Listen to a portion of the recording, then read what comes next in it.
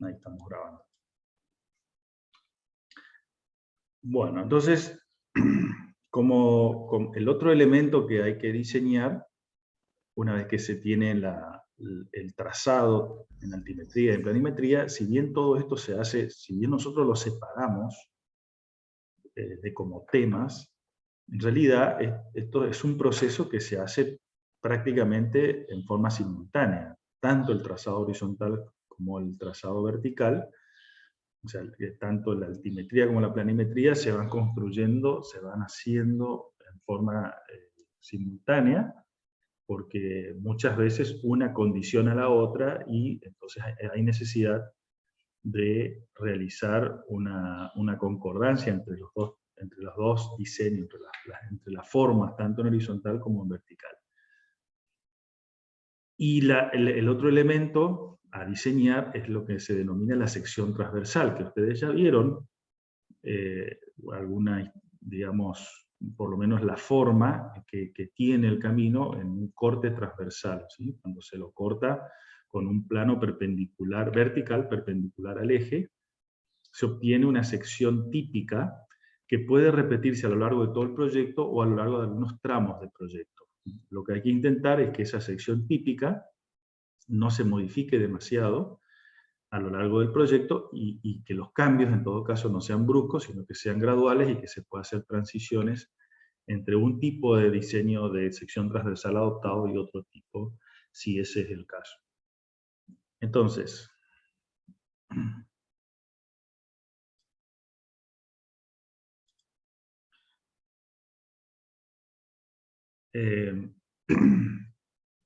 la sección transversal es la que define, es la intersección, digamos, como lo había indicado, de un plano vertical perpendicular, ¿sí?, con el eje horizontal, que en este caso estaría materializado por esta línea, ¿sí?, acá, que digamos que en la realidad ese eje del camino está materializado, o sea, esta línea, que es la línea en 3 dimensiones, que es la real forma que tiene el camino, está materializado en la realidad por la pintura o el señalamiento en el eje. Esa es la que lleva la forma del eje. Entonces,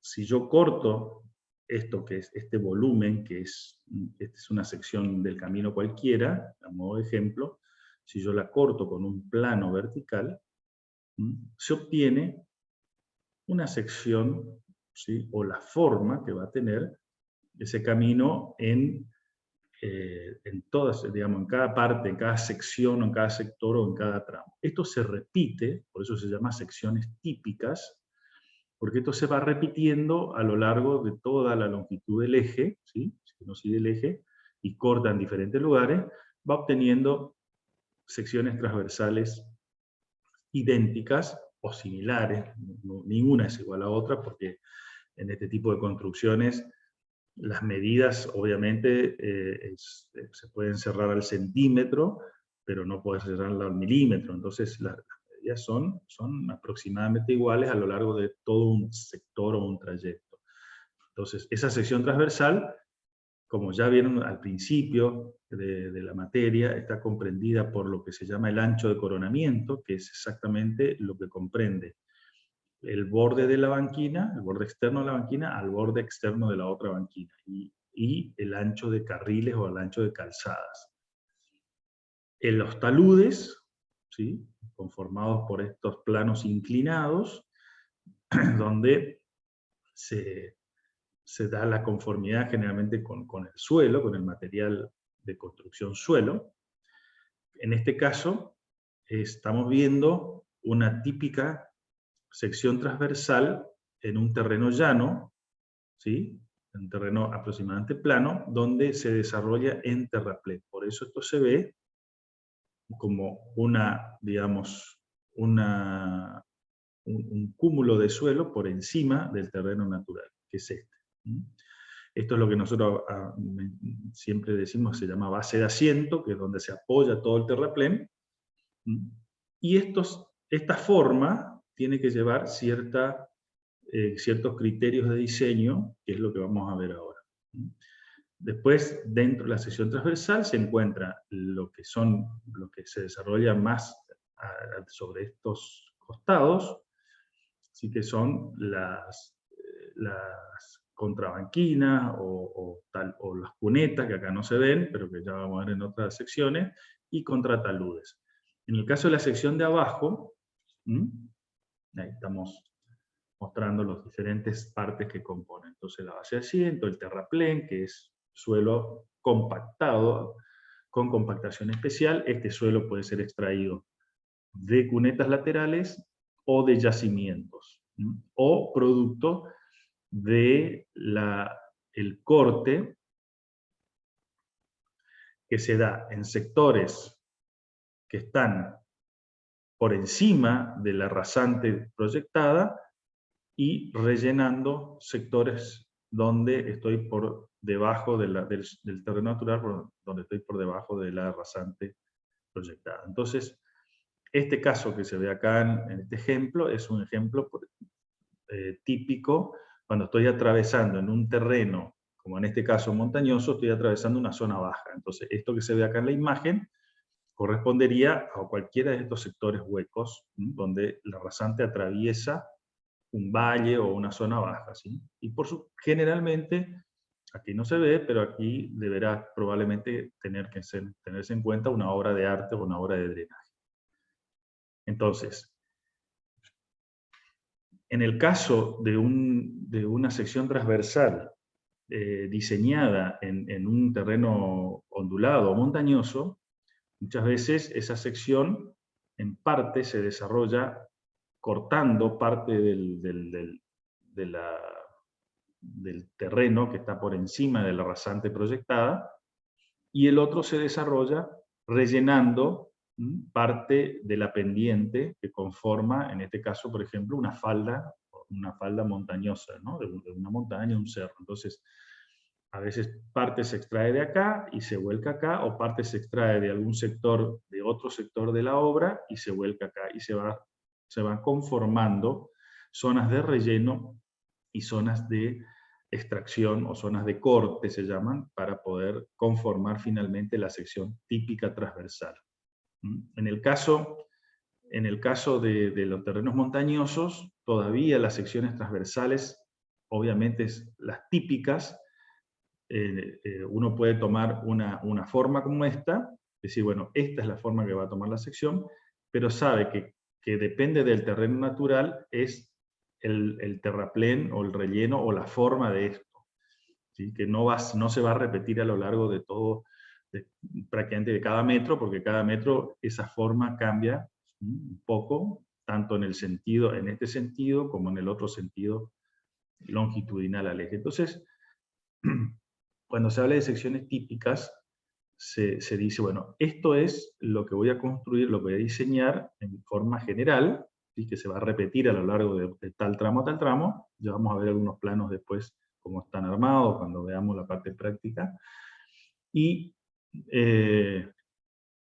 después existen lo que se llaman los perfiles transversales, que justamente son estos perfiles, esto que se ve acá, pero repetido cada quizás 50 metros, 100 metros, 200 metros, eso depende de la topografía, digamos, del terreno.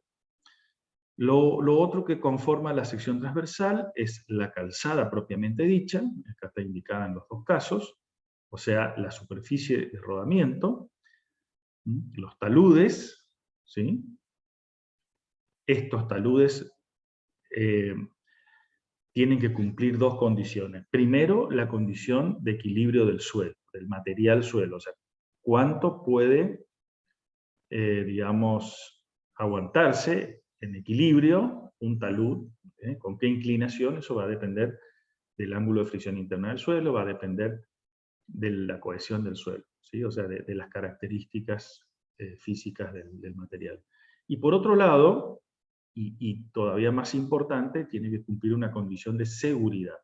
O sea que la inclinación que tienen estos taludes también van a responder a condiciones de seguridad que tiene que darse. Ya veremos por qué. Entonces ahí están todas las partes que conforman el contratalud, que es justamente lo que está, en el caso, contratalud existe sobre todo en el caso donde la rasante va por debajo de lo que era el terreno natural original, ¿sí? En este caso puede ser de que la rasante el terreno natural haya estado así, o puede ser directamente de que justo se rellenó el faldeo y este contratalud no fue cortado, sino que forma parte del lateral, digamos, del talud natural de la montaña. Se pueden dar esas dos, digamos, opciones. En general, cuando tengo un caso como este, como este o cualquiera de estos, el corte, ya van a ver, se hace o a media ladera o la ladera entera y quedan los contrataludes, pueden quedar así, de un lado, y del otro lado desarrollado la sección transversal, o bien corte en los dos taludes, ¿sí? Y se ve como una V, digamos. Vamos a ver unas fotos de eso, como para que se entienda bien el asunto. Entonces, este dibujito, que es el que ustedes ya lo vieron, es lo que nosotros denominamos sección transversal típica. Los elementos no los voy a repetir porque ya lo vieron al principio, y lo vimos ahí, carriles, banquinas, el uso, para qué se usa cada cosa, ya lo vamos a ir viendo, y qué medidas, qué dimensiones deben adquirir. Entonces, algo importante que introduce la normativa actual es que los costados del camino, ¿sí? lo que se inicia en el borde de la banquina, en este caso, hacia afuera, en los dos casos, se denomina costados del camino. ¿Sí? ¿Por qué? Porque el tratamiento de estos sectores también va a recibir van a recibir criterios y formas específicas de hacerlo para poder evitar justamente la probabilidad de accidentes, o si se producen los accidentes, que la ruta o que el camino sea lo que ya hablamos de indulgente, o sea, que permita, que perdone, que no sea algo que cuando haya un despiste desde esta zona hacia afuera de los vehículos, no tengan que sufrir consecuencias peores de las que van a sufrir a raíz de un mal diseño o de un diseño no criterioso de estos sectores. Entonces, empecemos a hablar primero de la calzada como primera elemento de diseño de esa sección transversal. Entonces, en el caso nuestro, no hay que perder de vista que nosotros estamos hablando de calzadas, de caminos rurales de 2 trochas indivisas. Eso quiere decir que son 2 carriles que no están separados por por ningún elemento físico, ningún cantero, ni barrera, ni nada por el estilo, sino que se unen en el eje, y cada carril obviamente tiene un sentido de circulación. Esos son caminos rurales de dos carriles o 2 trochas. Entonces, ¿a qué se denomina carriles básicos? Son los carriles continuos a lo largo del camino, ¿sí? A lo largo de un tramo de camino, del tramo bien del proyecto completo o de algún sector del proyecto, esos carriles básicos son a lo largo de ese tramo. El número a proveer, si bien la norma dice depende del flujo de tránsito y del nivel de servicio deseado, obviamente, en nuestro caso, arrancamos, la cátedra inicia con lo básico, que son 2 carriles, que es lo mínimo que tiene que tener un camino de ida y vuelta. Entonces, el ancho de esos carriles se fijan para velocidades, distintas velocidades directrices. Para velocidades superiores a 80, ¿sí? Igual o superiores a 80, se adoptan 3,65 metros. Y para velocidades menores a 80, se pueden adoptar 3,35 metros. ¿Por qué esta diferencia? Primero económica, o sea, los caminos de bajo tránsito se pueden, o de baja velocidad, se pueden adoptar carriles más angostos, que son seguros, y eso hay un ahorro importante de toda la construcción, del costo de la construcción. Estamos hablando de 30 centímetros por lado, o sea, 60 centímetros a lo largo de toda la obra, que son varios kilómetros, ¿no? Entonces eso obviamente ahorra terraplén, ahorra pavimento, ahorra un montón de cosas. Pero Ingeniero, ¿sí? ¿y el ancho de la calzada entonces se tomaría el doble de cada, por ejemplo, Esto es el ancho de para una carril, de... ¿sí? Ancho de carril, o sea, el ancho de esto, de un solo Claro, carril de circulación. por eso, El ancho, para la calzada sí, entera se tomaría ese ancho por dos. así O es. sea, Claro, claro, por supuesto. Siempre se habla de ancho de carril porque es el que contiene al vehículo, ¿sí? Después eso se duplica del otro lado, obviamente, ¿sí? Los perfiles transversales, fíjate acá, están los indicados con el 2, se llama carril, ¿sí? Cada carril tiene un sentido de circulación, nada más, ¿sí? No tiene dos sentidos. Un sentido de circulación es un carril, el otro sentido es el otro carril, ¿sí? Como para que tengan en perfecto. cuenta los términos, ¿sí? Cuando hablamos de carril, hablamos de un sentido de circulación.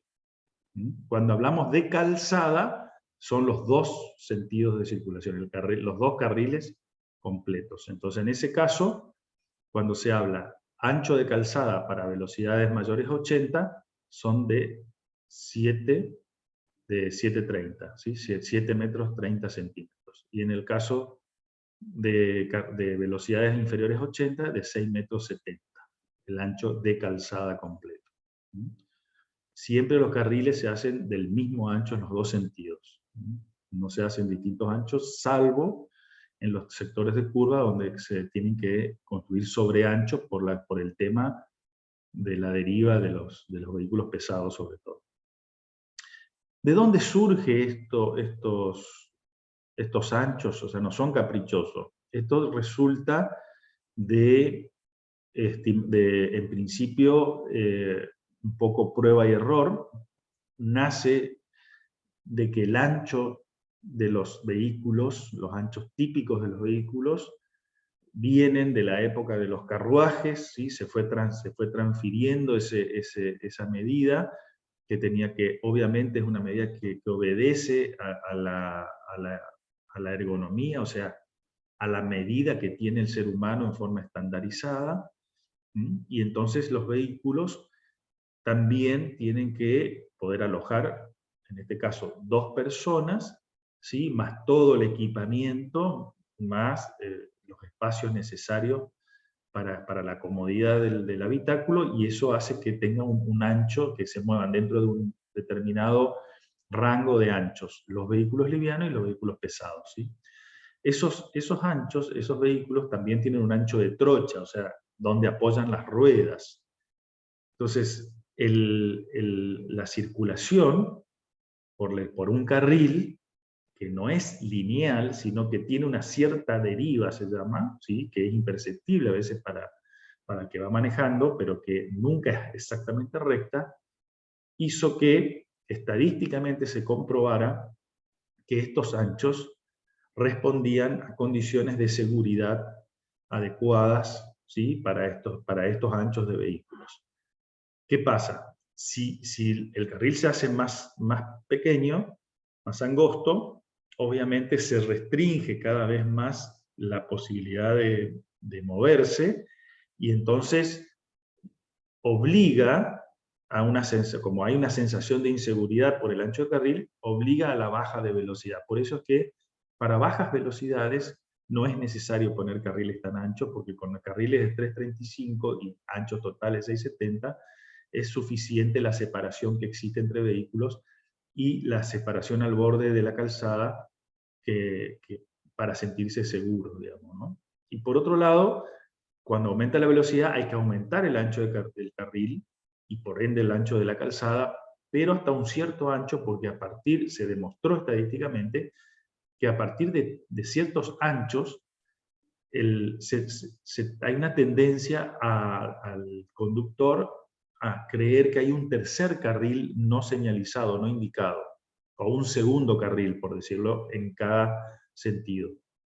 Que si así es demasiado ancho, por ejemplo, si yo pusiera un carril en lugar de 3,65 de 4 o 5 metros, la sensación de algún usuario puede ser que haya un espacio suficiente para poder realizar, por ejemplo, un sobrepaso dentro del carril.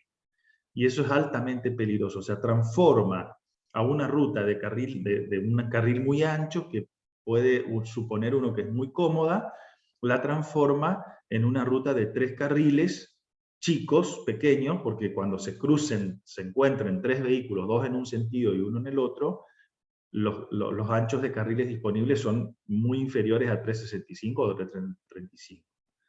¿Sí? Si no, hay que pasar directamente a un carril más, que no es el caso nuestro de estudio, ya que estamos hablando de una materia que solamente se encarga de 2 carriles, ¿sí? de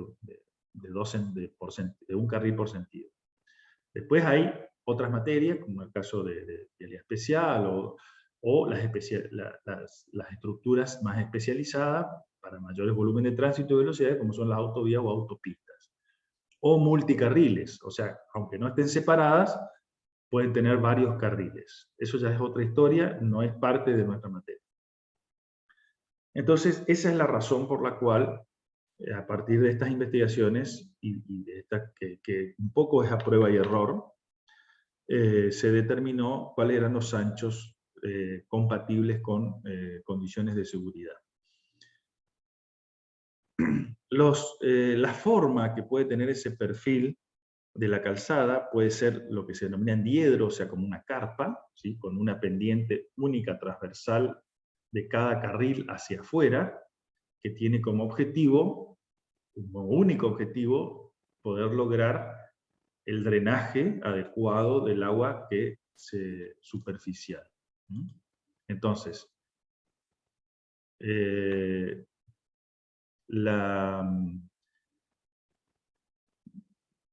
yo no sé si me están viendo porque parece que se quiere cortar la conexión, no sé qué pasó. ¿Me Sí, siguen profe, viendo? lo vemos, Sí pero se dice ve. que en 9 minutos termina. Bueno, si termina nos reconectamos, por favor. No sé qué pasó, pero algo se ve que tildé mal en el armado de la...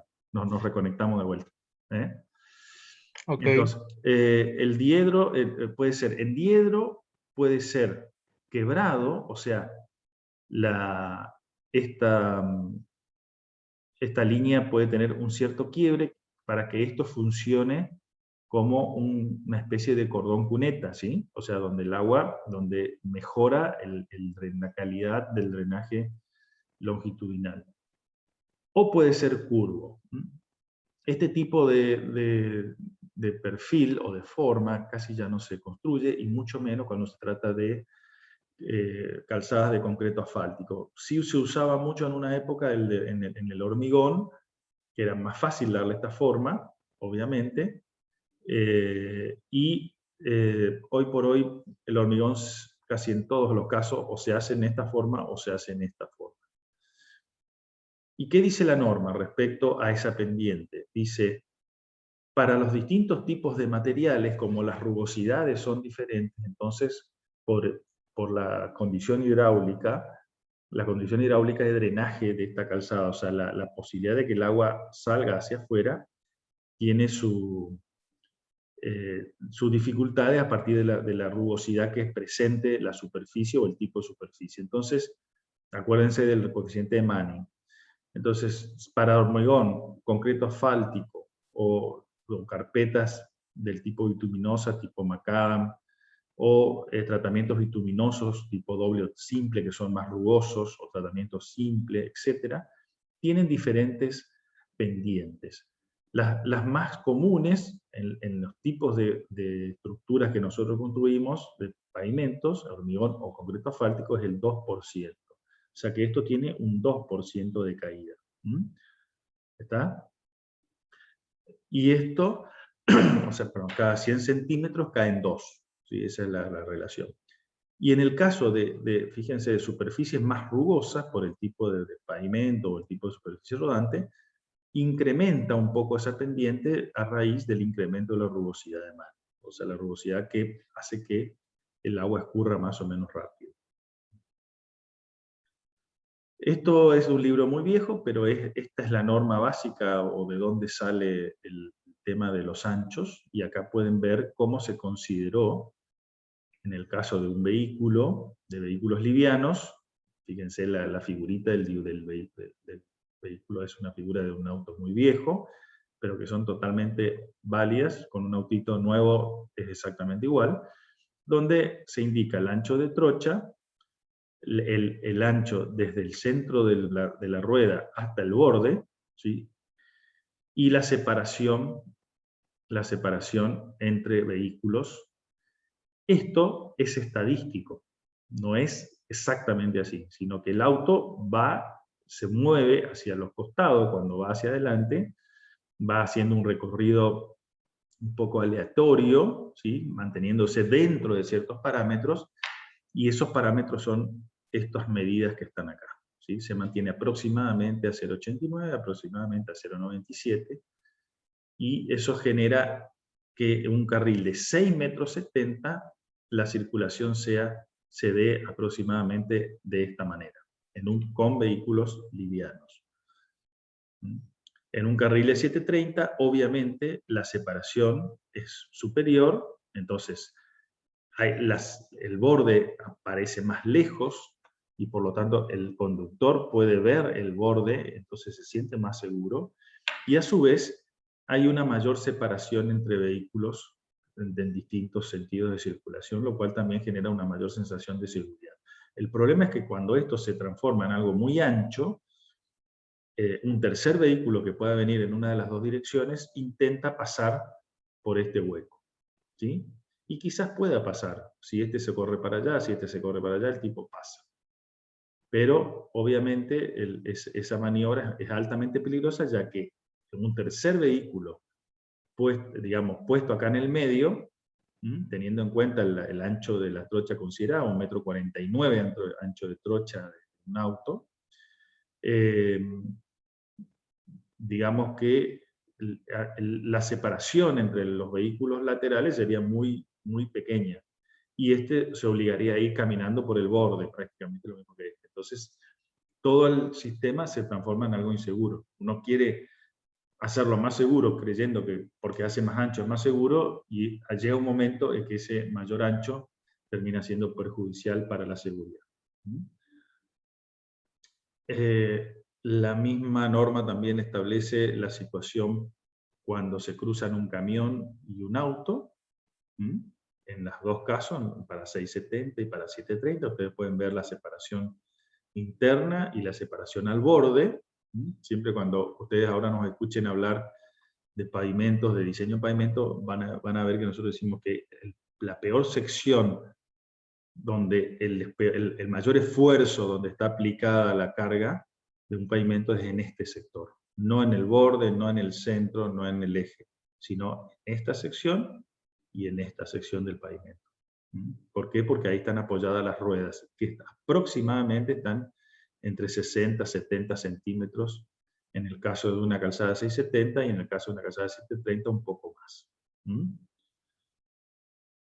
Y en el caso de dos camiones que se cruzan, obviamente las medidas son más chicas, ¿no? En general. Fíjense que más o menos se mantiene siempre la distancia al borde, que es lo que el usuario siempre intenta ver, que el borde no desaparezca, para no sentirse inseguro que está pisando la banquina, porque aparte el conductor está sentado del otro lado, entonces ver para este lado es más difícil, y el control que tiene de su lado, o sea, de su lado de donde está sentado, es mayor, y por eso esta separación tiende a ser un poco inferior. del borde al eje, ¿no? Pero en sí la separación entre los vehículos siempre es mayor que la de la rueda al borde.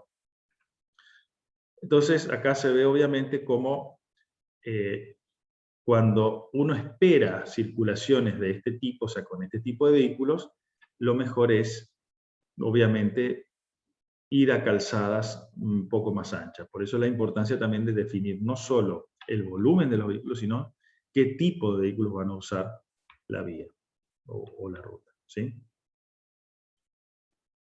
Bueno, hablamos de la calzada. Respecto de los costados, ¿sí? de los costados de la calzada o lo que nosotros denominamos zona despejada, son las áreas laterales a la calzada, ¿sí? Del borde, en general se toma desde el borde de la calzada hacia afuera, como zona despejada a cumplir por la normativa, por el diseño. ¿Por qué?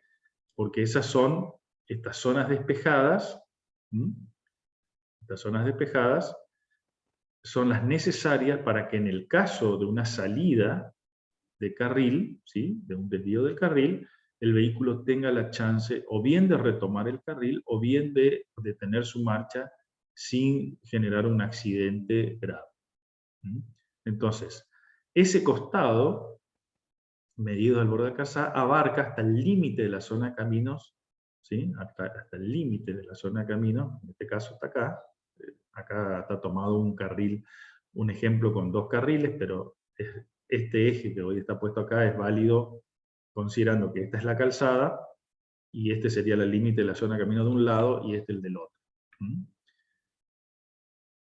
Y la zona despejada, eso se llama costado de la calzada, por eso es CDC, costado de la calzada. Ahora, la zona despejada de ese costado no necesariamente coincide con todo este costado, sino es un sector donde donde se considera por los estudios estadísticos hechos, que no deben existir obstáculos rígidos en lo que impacte un vehículo y termine siendo un problema de seguridad. Entonces, el concepto, como dice aquí, de la zona despejada, es que intenta establecer un equilibrio entre el beneficio de la seguridad de una superficie plana y suave, se refiere a esto, sin peligros, y las consecuencias económicas y sociales relacionadas con el proporcionamiento de esta zona indulgente adyacente a la calzada. ¿Qué quiere decir por esto? Profe, se termina. Bueno. Un minuto.